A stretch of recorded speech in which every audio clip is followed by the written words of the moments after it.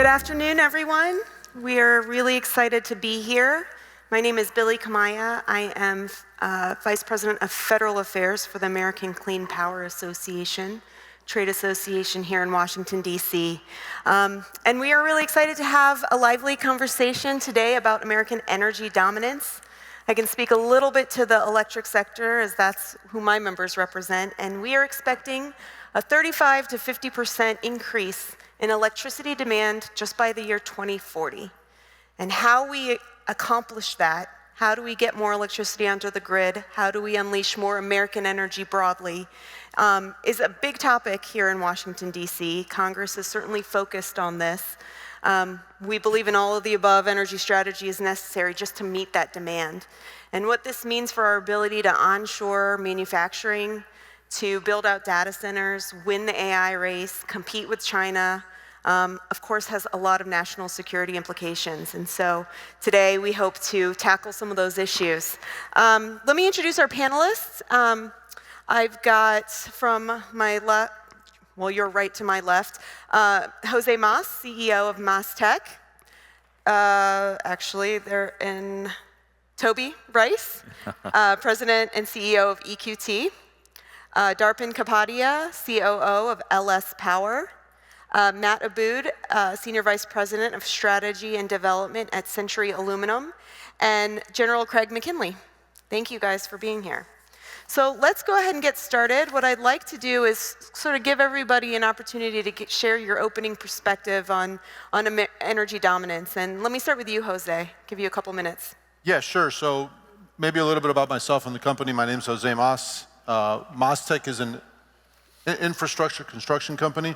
So what does that mean? We do everything from telecommunications to power. On the power side, we're one of the largest builders of renewable power in the country. We build it, we don't necessarily own it. So we're the people that actually build the wind farms, build the solar farms, build the transmission lines. We do the same thing for energy utilities on distribution. So if you think about local neighborhoods, we're the ones that work with the utilities in terms of upgrading their plant, making sure that the transformers are working, replacing transformers and things like that. We do something very similar on the communication side.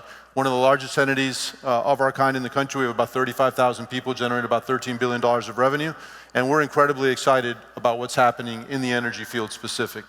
We talk about energy dominance, we talk about energy being in crisis. We have a demand power, right? We have a problem, an issue where there's going to be a lot more demand than we're able to distribute in this country because our transmission grid can't handle it and has been underinvested in for a long time.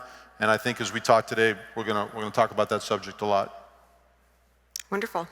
Toby? Great. So I'm with EQT, America's natural gas champion. EQT produces about 1 million barrels a day worth of energy, all natural gas, located in Appalachia, home of the biggest gas field in the world.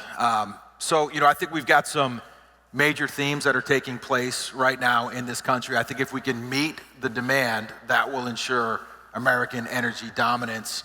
It's never been more important time in this country to produce energy so we can meet these themes, whether that is continuing to evolve our energy systems by replacing higher emitting forms of energy with natural gas, meeting our growing LNG demand, providing energy security for our allies, and also creating a surplus which creates security for Americans here, meeting this AI demand that's taking place, which is absolutely staggering how large of an opportunity this is. When you put this together, we're talking about a 20 to 40% increase in the amount of natural gas demand that's coming over the coming decade. So this is a very tall order.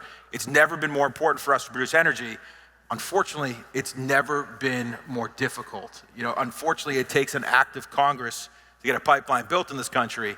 And if you think it's hard to get a pipeline built, try building a transmission line. If you think it's hard to get a 5-acre oil and gas location permitted, try permitting a 5,000-acre solar facility or wind farm.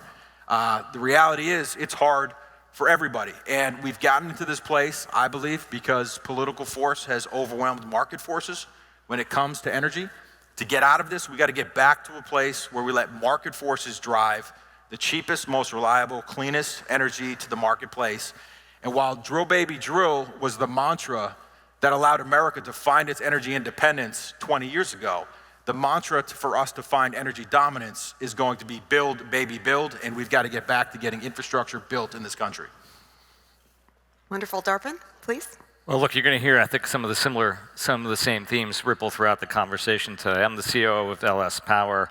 We're an energy infrastructure developer, investor, owner, operator focused on the U.S.